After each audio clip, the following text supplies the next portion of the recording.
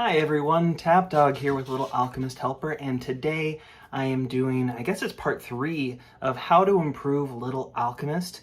If you remember, a couple weeks ago I did part 1 where I gave my ideas, and some of those were from people in Discord, but these were the ideas that I came up with mostly and kind of fleshed out and did some photos and kind of concepts for.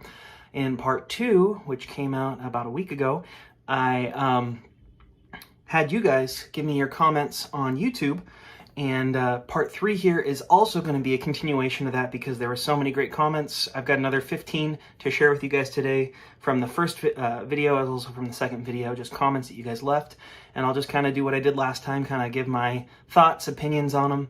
Some of these are short, some of these are long, just like last time. And then after that, the last video I'll be doing in this series for now is going to be from Discord. So if you do have any ideas, you can still put them in the comments down here, and I might include some of those, but primarily I'm going off of the top posts or the top recommendations that came from Discord, and I'm going to try to talk about things that have not come up in these videos yet. All right, with that being said, I'm going to jump into these. So the first comment we have is from, and again, I apologize if I mess these names up, but it's from LXR Mulder. Lexer Molder, maybe? I don't know. It says, I like those ideas that I talked about in the first video, even though one thing I'd like to see as well is cheaper gems. Gems are quite expensive, so I'm not really willing to buy them. And I know I think I've talked about this before in the other videos, but yeah, you're right. Gems are expensive. I believe Melker said in the last video that he'd like to see maybe a discount if you buy packs directly, and you'd get a discount if you bought more packs at the same time rather than having to buy the gems separately and then buying the packs. If you could just buy the packs at a discounted price. But yes, I agree. No matter what, gem prices have to change. It just doesn't make sense with today's economy of mobile games. Thank you so much for your comment. Next up, we got another comment from Ian. He was in last week's video, and Ian said, maybe they can add an option to upload your own avatar, allow the player to have a longer name as well. Some cosmetic changes can make the game more personal to the player. I left a comment on this on the YouTube channel, but I'll just say this here. I'm concerned about having the ability to upload your own avatar because people are going to do inappropriate things if they have the ability to upload something.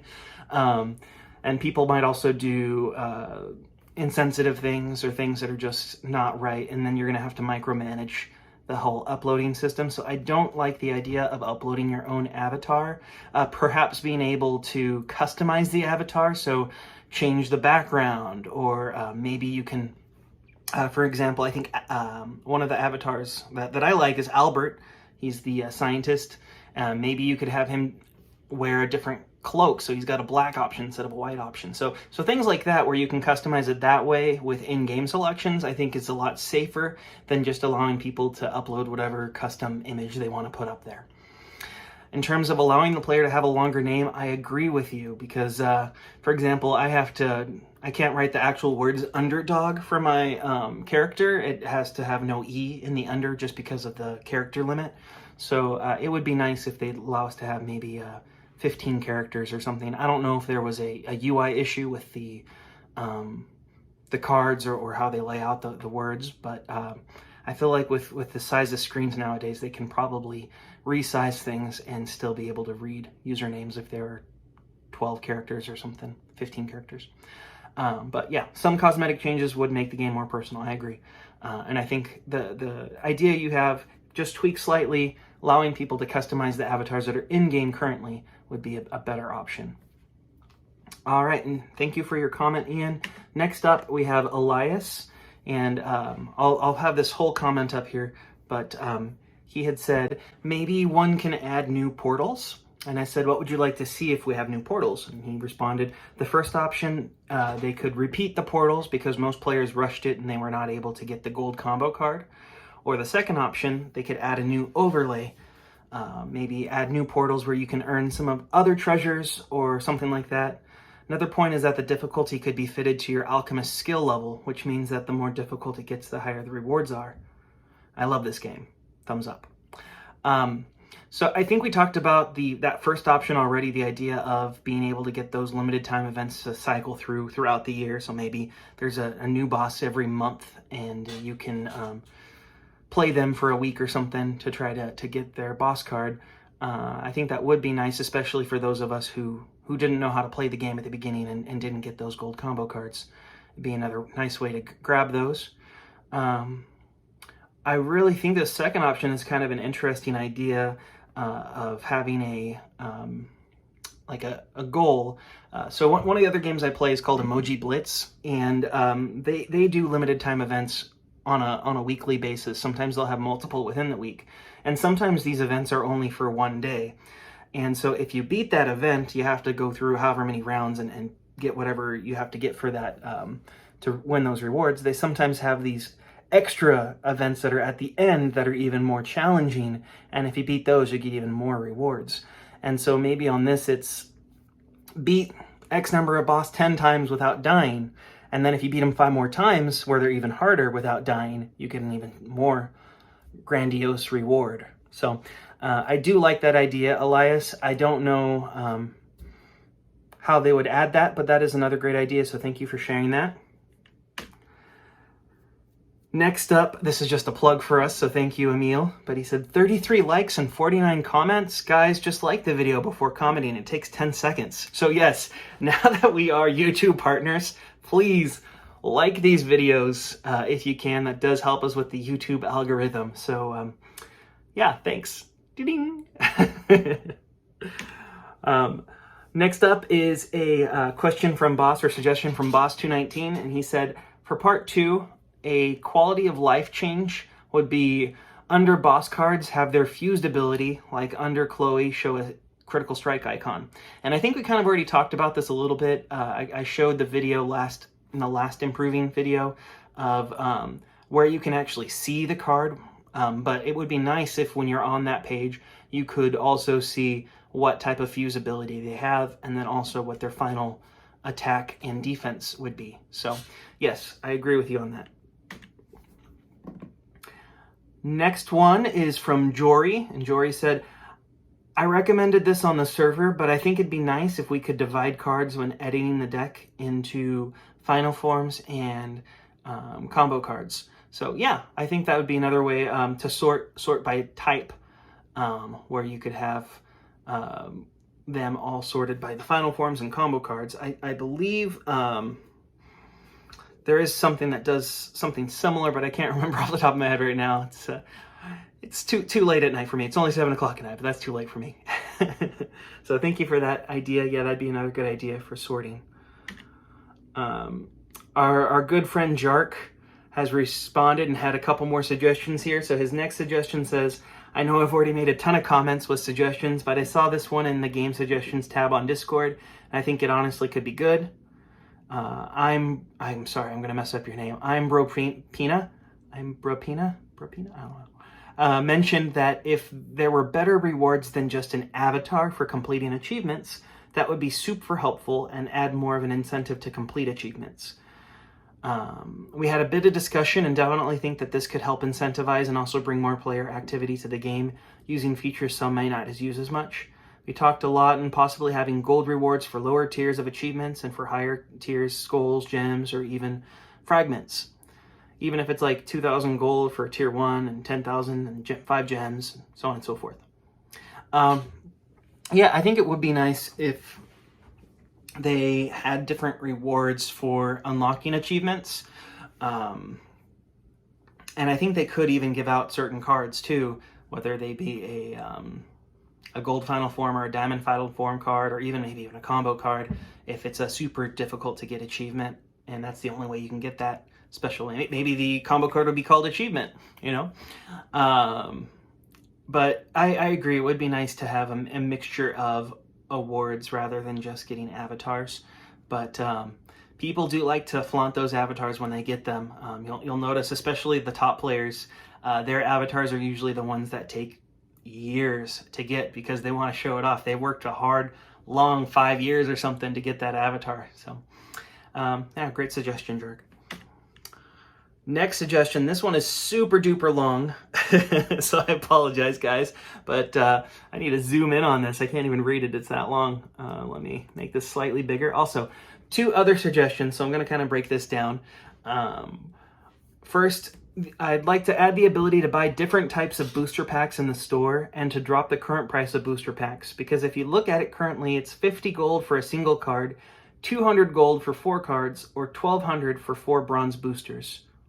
In terms of the dust, and he goes into the math and kind of explains how it would work. And I'm not going to read this whole thing, but let me just explain. So this was a request that a lot of the players had that we sent into Chin, and they added the $1,200 for bronze booster packs as a option for those of us who were saving up a lot of our gold, and then we went to try to buy packs, and you could only buy a limited number of packs because you can only have a certain number of cards at a time before you had to recycle. And so this was a faster way to be able to recycle and buy a large amount at the same time. But the con to buying quickly and being able to recycle quickly was that it wouldn't be as efficient as if you were to be purchasing the 200 and get 4 random bronze cards or 4 random cards, because sometimes you get silver, sometimes you get gold. And so I think you had explained it here, this idea of having different booster packs for different coin amounts, and you drop the price from 1,200 to 1,100 because that's what the true price would be. So you're paying actually $100 for the convenience of being able to dust faster. But that was intentional, because the idea was you are speeding up the recycle process, making it less tedious to recycle, and so to do that you have to pay for it. I don't necessarily agree with that. A lot of us were frustrated with that at the time and said, yeah, shouldn't it be 1,100? But then it kind of makes there be less incentive to buy those $200 gold for 4 card packs, because you could run into a string of bad luck and just get bronze cards for more than 4 or 5 of them. And then you would have been better going with the 4 bronze booster pack instead. So I know a lot to say there, a lot of confusion. Long story short is there's a reason why it costs more for those bronze booster packs, and I think it probably should stay that way. I was with you originally when they first came out and thought they should be cheaper, but when I thought it through, it really does make sense. If you're trying to pay for convenience, then you're going to have to pay more for that convenience. I think the rest of your comment, I'm looking here, yeah, it was just gold per dust information. I'm not going to read all of that, I'm sorry. But you had a lot of good thoughts there. It's just too much math for me at this time of night. Again, it's only 7:30 at night, or 7:15. Next comment came from T-Man. T-Man said, I like to have a few more certain grindy rewards so that you always have something to aim for and make every fight matter. So here's a couple suggestions, and I'll go through these one by one. First, the ability to upgrade cards you already own from bronze to silver to gold to diamond to onyx for some kind of currency. Could be gold, gems, skulls, orbs, or dust in any combination, or even maybe a new upgradable resource. Yes, this would mean adding a diamond tier for combo cards and an onyx tier for final forms, but even without adding a new tier, just the prospect of saving up to get that auto upgraded to diamond tier or upgrading your knight to a gold combo card would be very rewarding for player regularly. So this first option, it is intriguing to me. I like this idea of being able to, maybe once you already have a card fused, maybe you put 2 fused cards together and that levels it up to now a silver version of that card. That would take a long time and be super grindy, but long term, that would be really awesome. And I think it would be worth the grind if that allowed you to have higher combos. I don't know if that would be added to the game though. I just feel like that might make the game a little bit too complex. But I do like this idea. I go back and forth on it. So my answer is it's an interesting idea. Maybe long term, if we still have no one, I don't think, has gotten their gold, their onyx combo. No, their Onyx Final Form cards. That was a tongue tire. Their Onyx Final Forms to level 5 yet. And that's been in the game for what? Probably 4 or 5 years now. So I still think there's some grinding to be done. But this is an interesting idea. Second suggestion, the ability to super fuse, where you need 2 already fused cards to upgrade it to the next tier. Oh, I guess we're on the same mindset. So 2 fused silver combo knights would fuse into level 1 gold combo knight in this example. I just said that, so I guess we have the same mindset, or I might have read this and remembered that and I liked it, so it stayed in there. All right, and third comment, having 1 arena fights and 1 heroic fights count toward a meter or a new currency of some sort with some rewards at the end. I play a lot of arena matches, even though they're technically not doing anything since I've hit my tier ceiling around Masters 1, 2, or 3. So I could play a couple of matches every day and be done with it since I'm not really advancing anything. And the 5 to 10 gold you get on average for a match isn't really the best reward. Same problem is relevant in heroics, where their tier jumps are so big that many players play 3 to 4 times during the week, and then in the same reward tier that they would end up even if they had used all 7 attempts, 3 times each, and played 21 matches during the week. Yeah, I think we talked about this in the last update post I did, where the tiers are kind of jank right now, and there's not really an incentive to play out the whole week or maybe even play out all of your arena, because it doesn't matter if you play them all or don't play them all, you're going to be in the same tier. I think part of this should be assuaded by just having more people playing, because when more people are playing, the ranks are easier to go up and down in. But I definitely think this is something that the new owner should look at in terms of maybe changing those algorithms to make it easier to move up and down in tiers or add new tiers, so there'd actually be an incentive to play out your full game and play the game more often. So thank you, T-Man. The last one from my original comments, I still have 5 more after this, so I'll try to go quickly, but the last one from the original movie or video was from Jark, and he said, "I'm back in the comments yet again. Sorry if you're getting sick of me." No, you're fine. Just saw another suggestion in the Discord. I'm not sure if you've seen. Remolder recommended changing up event packs, as in making them cheaper or make them give an extra card or 2. 60 gems for 2 cards is not going to be worth it if they start updating the game again. When there was no way to get Diamond Final Forms other than Heroics in those packs, it was fine. But now that packs might be coming back, they should drop the price of the event packs or give extra cards. Just want to hear your thoughts on this as well. Yeah, I think if they do change either the price of the packs that are in-game, if they lower the gem cost for them, then yes, they probably should lower these ones as well. However, if they just lower the cost for gems, they can probably keep this price, because that's doing the same thing in essence. If they lower the price to purchase gems, or if they lower the cost to purchase this pack, the amount of gems needed for the pack, they're the same idea, just done 2 different ways. So it'll just depend on what they do, but I do think they need to mess with the gem rates, and that would be for all packs that are in the game. All right, these last 5 comments came from the most recent video I did. Most of these are quick, so I will try to go through them quickly. Next, we have Insane Max, and he said, "I'm so hyped for the 31st of January." And then I commented on this, and I wanted to include this in the video just to remind everyone. So on the 31st of January, Monumental takes over Little Alchemist. However, you probably won't see any real changes to the game. You might see a different loading screen or something, or there might be an update in the App Store. I doubt that, though. More than likely, the game will look exactly the same February 1st or January 31st, whatever day they actually take over, versus the day prior to that. I want to remind everyone, it'll probably be months, not days or weeks, months, until you start to see actual changes and improvements into the game, because they have to, it's like if you were to learn a new language, a foreign language, you have to study it, and you're not going to be fluent in it the next day or even just a week later. And so as they learn how this game was programmed and coded, they have to learn the language that they used, and then they're also going to be spending a lot of time updating it, because it hasn't been updated in years. So there's security risks, there's maybe more efficient ways for the coding to be optimized, there's maybe new rules for the App Store that have come in the last couple of years that they have to make sure that they are following.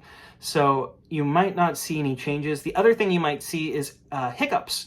So we had a hiccup in the game earlier this week when one of the servers crashed on Congregate side, and the arena and the heroics went down for a little while. You might see that happen as they are playing with updating the game. My hope is that they won't be doing any changes on the live server, but they'll be doing it on a dev server. But there are also chances that when they try to update the game that you might see those types of hiccups, or the game might be down for a little while. So just be patient and know that that type of thing is progress. Because long term we will see updates, but it won't be right away. So thanks, Insane. Next up, Elijah said, great video, thank you. My suggestion would be to buff some of the other abilities. For example, increasing the damage of crushing blow cards. I think buffing the abilities that aren't very useful right now would really help with the diversity of the arena meta. I agree with you in some ways. The arena, pretty much most people use critical strike cards. If they don't have critical strike cards, they will either use the crushing blows, like you said, or they'll have a tiebreaker deck and they'll use the reflect cards.